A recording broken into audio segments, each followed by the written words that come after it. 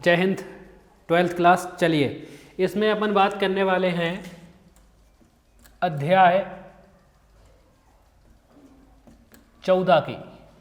नाम है जैव अणु। नाम है जैव अणु। अध्याय 14 नाम है जैव अणु।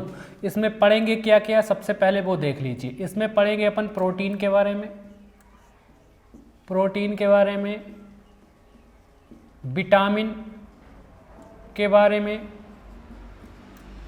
न्यूक्लिक अम्ल के बारे में, न्यूक्लिक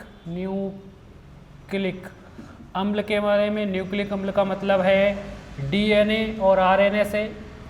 डीएनए और आरएनए के बारे में पढ़ेंगे इस चैप्टर में अपन, ठीक है। इसके बाद अपन इसमें 4 कार्बोहाइड्रेट के बारे में पढ़ेंगे। कार्बोहाइड्रेट के बारे में पढ़ लेंगे और एंजाइम के बारे में पढ़ लेंगे। एंजाइम के बारे में पढ़ेंगे, ठीक है। और इन्हीं के अंतर्गत छोटी छोटी चीज़ें और भी आ जाएंगी। तो इस चैप्टर में अपन मुख्य रूप से प्रोटीन के बारे में, विटामिन के बारे में, न्यूक्लिक अम्ल यानी डीएनए आरएनए के बारे में, कार्बोहाइड्रेट के बारे में और एंजाइम के बारे में पढ़ने वाले हैं। ये है अध्याय 14 जैव अणु। चलिए स्टार्ट करते हैं। सबसे पहले बात कर लेते हैं प्रोटीन की। प्रोटीन क्या होते हैं? प्रोटीन की बात कर लें। प्रोटीन एक जटिल कार्बनिक पदार्थ होते हैं। प्रोटीन जटिल कार्बनिक पदार्थ हैं। जटिल कार्बनिक पदार्थ क्यों है वो सुन लीजिए। इनमें कार्बन, हाइड्रोजन और ऑक्सीजन अगर सिर्फ होता, कार्बन, हाइड्रोजन और ऑक्सीजन, तो कहलाते हैं सरल कार्बनिक पदार्थ, मतलब सिंपल हैं, कोई दिक्कत नहीं है, छोटे हैं। लेकिन इनमें जुड़ जाता है नाइट्रोजन और, इसलिए ये हो जाते हैं जटिल कार्बनिक पदार्थ। यानी कि प्रोटीन के अंदर कौन कौन पाया जाएगा? कार्बन, हाइड्रोजन, ऑक्सीजन और नाइट्रोजन पाया जाएगा। कार्बन, हाइड्रोजन, ऑक्सीजन और नाइट्रोजन पाया जाता है। इसीलिए बोलते हैं प्रोटीन को जटिल कार्बनिक पदार्थ हैं। कार्बनिक पदार्थ हैं क्योंकि कार्बन से मिलकर बने होते हैं।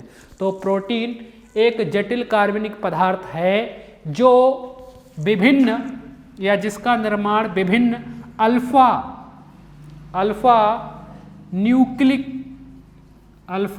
एमिनो अम्लों के संयुक्त होने से होता है। जब बहुत सारे अल्फा एमिनो अम्ल आपस में संघनन की अभिक्रिया द्वारा जुड़ जाते हैं तब प्रोटीन का निर्माण होता है। और एमिनो अम्लों में ही पाया जाता है नाइट्रोजन। अभी पढ़ेंगे एमिनो अम्ल होते क्या है, ठीक है। फिर से समझ लीजिए परिभाषा क्या है प्रोटीन की। प्रोटीन एक जटिल कार्बनिक पदार्थ है जिसका निर्माण बहुत सारे विभिन्न अल्फा एमिनो अम्लों के संयुक्त होने से होता है। Full stop. पैराग्राफ चेंज करके लिखेंगे इसमें कि प्रोटीन शब्द की उत्पत्ति ग्रीक शब्द, प्रोटीन शब्द की उत्पत्ति ग्रीक शब्द प्रोटियोज से हुई है। प्रोटियोज, ग्रीक शब्द प्रोटियोज से हुई है, जिसका शाब्दिक अर्थ प्रथम होता है। जिसका शाब्दिक अर्थ प्रथम होता है, मतलब ऐसा पदार्थ जो सजीवों के लिए अत्यंत महत्वपूर्ण है और सबसे पहले जो चाहिए वो कौन है? प्रोटीन है। इसके बिना जीवन संभव नहीं है। इसका मतलब ये है ना, प्रथम है। फिर से समझ लीजिए, प्रोटीन शब्द की उत्पत्ति ग्रीक शब्द प्रोटियोज से हुई है जिसका अर्थ प्रथम होता है, अर्थात जो जीवधारियों में सबसे पहले होता है, सबसे पहले और महत्वपूर्ण होता है, उसे प्रोटीन कहा जाता है, ठीक है। यह सभी जीवित पदार्थों और पेड़ पौधों की कोशिकाओं में पाया जाता है। अधिकतर प्रोटीन जो हैं, जैसे अपनी बात कर लें, वो हमारे शरीर के अंदर ही हैं। करीब 10 प्रकार के प्रोटीन हमारे शरीर के अंदर ही हैं। कुछ जो नहीं होते हैं वो अपन बाहर से खाने वगैरह के माध्यम से, खाना खाते हैं उनके माध्यम से प्राप्त कर लिए जाते हैं, ठीक है। लेकिन ज़्यादातर जो प्रोटीन होते हैं वो हमारे शरीर के अंदर ही होते हैं, ठीक है। चलिए, तो ये हो गया है प्रोटीन। प्रोटीन की परिभाषा हो गई कि प्रोटीन होते क्या है। समझ में आ गया प्रोटीन की परिभाषा क्या है प्रोटीन। आगे बढ़ते हैं प्रोटीन के बारे में, आगे देख लेते हैं। कुछ प्रमुख प्रोटीन और उनके कार्य देख लेते हैं। प्रमुख प्रोटीन और उनके कार्य, कुछ प्रमुख प्रोटीन और उनके कार्य देख लेते हैं। सबसे पहले बात करेंगे हीमोग्लोबिन की। हीमोग्लोबिन ये हमारे रक्त में पाई जाती है। हीमोग्लोबिन नामक प्रोटीन यह रक्त में पाई जाती है और श्वसन क्रिया में ऑक्सीजन के साथ मिलकर अस्थायी यौगिक ऑक्सी हीमोग्लोबिन का निर्माण करती है। हीमोग्लोबिन रक्त में पाया जाता है या यह प्रोटीन रक्त में पाई जाती है जो श्वसन क्रिया में ऑक्सीजन के साथ मिलकर, श्वसन क्रिया मतलब जब अपन सांस लेते हैं छोड़ते हैं, ये पूरी श्वसन होगी, लेना और छोड़ना। सांस, ऑक्सीजन अंदर जा रही है, कार्बन डाइऑक्साइड बाहर निकल रही है, ठीक है। तो हीमोग्लोबिन जो है यह रक्त में पाया जाता है और श्वसन क्रिया में ऑक्सीजन के साथ मिलकर अस्थायी यौगिक ऑक्सी हीमोग्लोबिन का निर्माण करता है जो फेफड़ों से विभिन्न ऊतकों तक ऑक्सीजन का संवहन करता है। यानी इसका कार्य है, इसका काम क्या है, फेफड़ों से जितने भी ऊतक है वहां तक ऑक्सीजन को ले जाना। फिर से समझ लीजिए, हीमोग्लोबिन यह रक्त में पाया जाता है जो श्वसन क्रिया में ऑक्सीजन के साथ मिलकर अस्थायी यौगिक ऑक्सी हीमोग्लोबिन का निर्माण करता है और यह इसका कार्य फेफड़ों से विभिन्न ऊतकों तक ऑक्सीजन का संवहन करना होता है। तो ये हो गया पहला प्रोटीन। दूसरा, हीमोग्लोबिन के बाद मायोसिन देख लेते हैं। मायोसिन जो प्रोटीन है यह मांसपेशियों में पाया जाता है। मांसपेशियों में पाया जाता है और इसका कार्य मांसपेशियों का संचालन करना होता है। मांसपेशियों का संचालन करना होता है। फिर से समझ लीजिए, मायोसिन के में लिखेंगे कि यह प्रोटीन मांसपेशियों में पाया जाता है और इसका कार्य मांसपेशियों का संचालन करना होता है। तीसरा, पेप्सिन।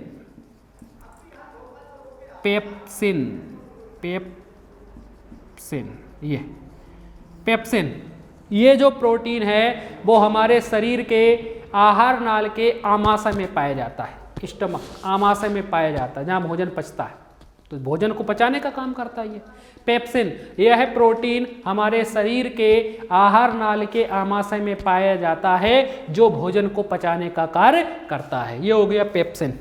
इसके बाद चौथा,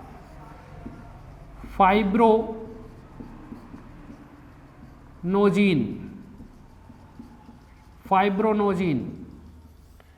यह प्रोटीन रक्त में पाया जाता है जो रक्त का थक्का जमाने में सहायक होता है। रक्त का थक्का जमाने में कौन सा प्रोटीन होता है सहायक?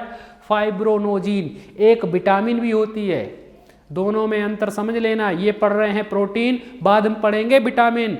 कौन सा प्रोटीन है रक्त का थक्का जमाने में सहायक? फाइब्रोनोजिन। और पूछे कौन सा विटामिन है तो विटामिन के होता है, वो रक्त का थक्का जमाने में सहायक होता है। अभी बात कर रहे हैं प्रोटीन की, तो फाइब्रोनोजिन जो प्रोटीन है यह रक्त में पाया जाता है और इसका कार्य रक्त का थक्का जमाना होता है या यह रक्त का थक्का जमाने में सहायक होता है। ठीक है, तो ये हो गई कुछ प्रमुख प्रोटीन। एक बार फिर से समझ लीजिए, हीमोग्लोबिन प्रोटीन यह रक्त में पाया जाता है और यह श्वसन क्रिया में ऑक्सीजन के साथ मिलकर अस्थायी यौगिक ऑक्सी हीमोग्लोबिन का निर्माण करता है। इसका कार्य फेफड़ों से विभिन्न ऊतकों तक ऑक्सीजन का संवहन करना होता है, ऑक्सीजन का पहुंचाना होता है। मायोसिन यह मांसपेशियों में पाया जाता है और इसका कार्य मांसपेशियों का संचालन करना होता है। पेप्सिन यह प्रोटीन शरीर के आहार नाल के आमाशय में पाया जाता है और इसका कार्य भोजन को पचाना होता है। फाइब्रोनोजिन यह प्रोटीन रक्त में पाया जाता है और इसका कार्य रक्त का थक्का जमाना होता है, रक्त का थक्का जमाना होता है। ठीक है, तो ये हो गए कुछ प्रमुख प्रोटीन। अब प्रोटीन की कमी से होने वाले रोग देख लो। प्रोटीन की कमी से होने वाले रोग, प्रोटीन की कमी से होने वाले रोग देख लीजिए। पहला, एनीमिया, एनीमिया रोग, बहुत सारे बच्चे मर जाते हैं इसकी वजह से, एनीमिया की वजह से। इसमें होता क्या है, एनीमिया में हमारे रक्त में हीमोग्लोबिन नामक प्रोटीन पाई जाती है। तो कभी कभी रक्त में हीमोग्लोबिन की कमी हो जाती है। रक्त में हीमोग्लोबिन नामक कमी से एनीमिया रोग हो जाता है, और इस रोग में जो रोगी होगा, जो मरीज होगा, उसके शरीर में रक्त की कमी आ जाती है। तो रक्त की कमी आ जाएगी तो उससे होगा क्या, चक्कर आने लगेंगे। क्या आने लगेंगे, चक्कर आने लगेंगे, बेहोश होने, गिरने लगेगा। ये होगा कि नहीं होगा। तो एनीमिया जो रोग है, यह रोग रक्त में हीमोग्लोबिन नामक प्रोटीन की कमी से होता है। फिर से समझ लीजिए, यह रोग रक्त में हीमोग्लोबिन नामक प्रोटीन की कमी से होता है। इस रोग में रोगी के शरीर में खून की यानी रक्त की कमी हो जाती है, जिससे चक्कर आने लगते हैं। जिससे क्या होने लगते हैं, चक्कर आने लगते हैं, एनीमिया रोग। इसके बाद है क्वाशियोरकर रोग, क्वाशियोरकर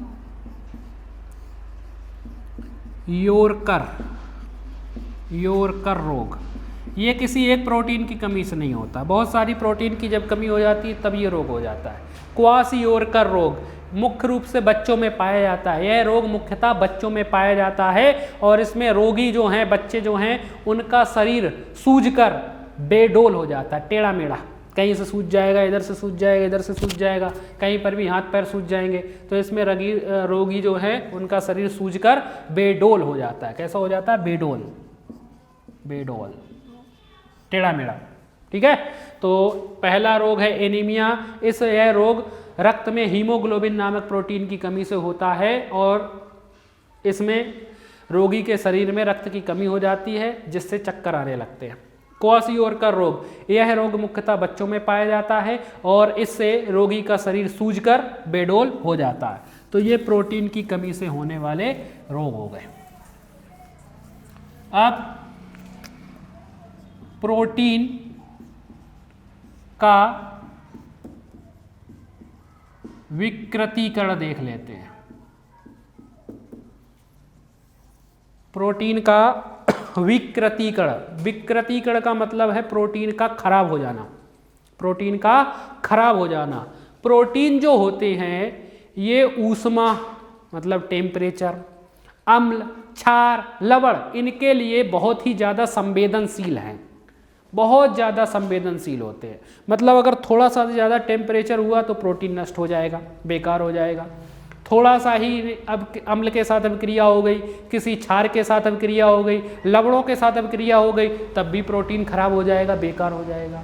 तो प्रोटीन अम्ल, क्षार, प्रोटीन ऊष्मा, अम्ल, क्षार और लवण के प्रति अत्यंत संवेदनशील होते हैं। अतः जब प्रोटीन को गर्म किया जाता है या प्रोटीन को अम्लों के साथ या क्षारों के साथ मिला दिया जाता है तो प्रोटीन स्कंदित हो जाते हैं।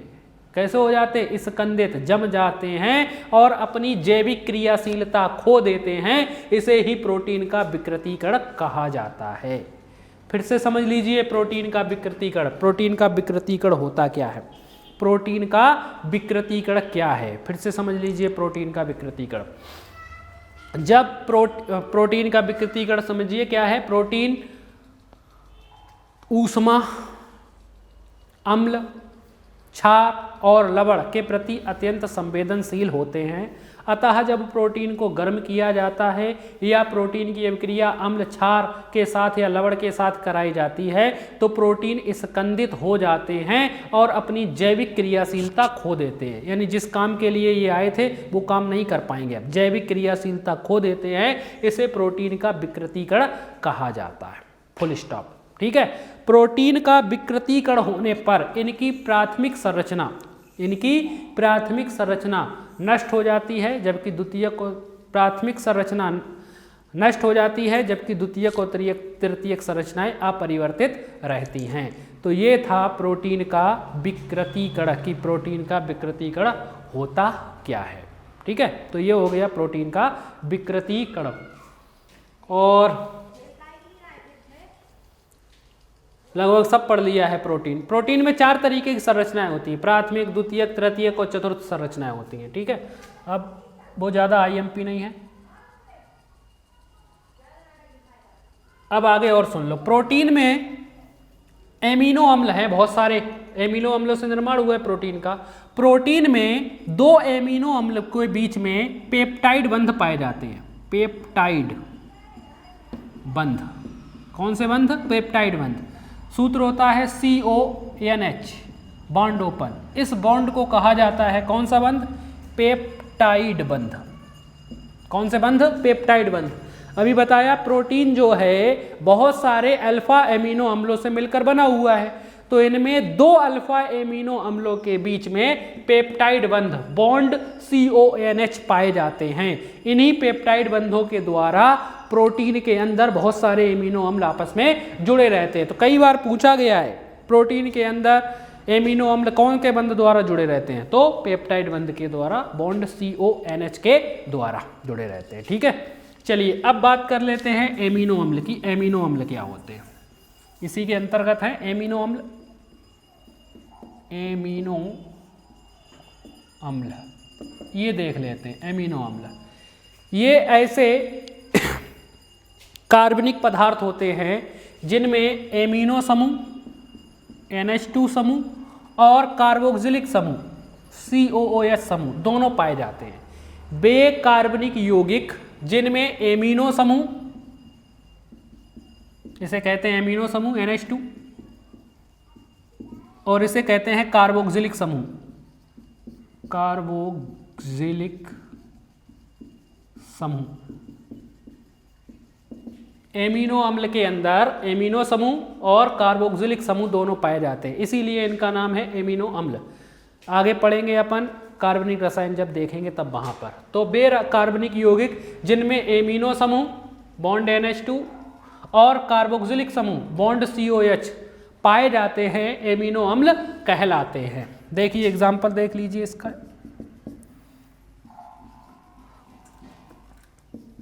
CH3COH ये हमारा एक कार्बोक्सिलिक अम्ल है जिसका नाम होता है एसिटिक अम्ल, जिसका नाम है एसिटिक अम्ल। ठीक है, एसिटिक अम्ल का हाइड्रोजन हटाकर उनकी जगह जोड़ दिया जाता है NH2 एमिनो समूह। कौन सा हाइड्रोजन हटता है? वो ये वाला, ये पहला हाइड्रोजन, इस कार्बन के साथ जुड़ा हुआ पहला हाइड्रोजन जब हटेगा, ये हाइड्रोजन यहाँ से हटता है, यहाँ जगह खाली हुई कार्बन के पास, तो एक NH2 यहीं पर आके जुड़ जाता है। ये इस तरीके से ये जुड़ गया, आके यहाँ पर जोड़ दो NH2, ऐसे इस तरीके से जोड़ेंगे इधर से। हाँ चलो ऐसा ही लिख दे NH2 C, क्या बचा हुआ यहाँ पर? 2 CH2, 3 थे, 3 हाइड्रोजन में से एक हाइड्रोजन गया CH2, और ये ऐसा ही COOH। देखिए ये जो अम्ल प्राप्त हुआ है नाम है एमिनो एसिटिक अम्ल। एमिनो एसिटिक अम्ल, क्योंकि इसमें एमिनो समूह भी है और एसिटिक समूह भी है, तो नाम है एमिनो एसिटिक अम्ल इसका नाम। अल्फा, पहला हाइड्रोजन यहाँ से जाता है, जब पहला हाइड्रोजन जाता है इसीलिए जो अम्ल प्राप्त हुए हैं उन्हें कहते हैं अल्फा एमिनो अम्ल, क्योंकि पहले हाइड्रोजन को कहा जाता है अल्फा हाइड्रोजन। पहले हाइड्रोजन को क्या कहा जाता है? Alpha hydrogen. इसीलिए जो अम्ल प्राप्त हुआ है ये प्राप्त हुआ है अल्फा एमिनो एसिटिक अम्ल। यही बहुत सारे जुड़े रहते हैं किसके अंदर? प्रोटीन के अंदर। जब विभिन्न अल्फा एमिनो अम्ल आपस में पेप्टाइड बंध के द्वारा जुड़ते हैं तब किसका निर्माण होता है? प्रोटीन का निर्माण। किसका निर्माण होता है? प्रोटीन का निर्माण।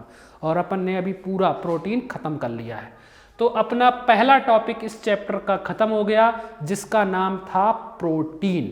ठीक है, अब नेक्स्ट वीडियो में अपन बात करेंगे विटामिन की, कि विटामिन होते क्या हैं, कितने प्रकार के विटामिन हैं, उनके स्रोत क्या हैं, उनके कार्य क्या हैं। ठीक है, वो भी मोस्ट IMP टॉपिक है। चलिए इसको यहीं पर ख़त्म करते हैं। आप लोग अच्छी तरीके से पढ़िए, याद कीजिए, रिवीजन कीजिए, पुराना जितना भी पढ़ा हुआ है, जब भी टाइम मिलता है रिवीजन ज़रूर करते चलिए। जय हिंद।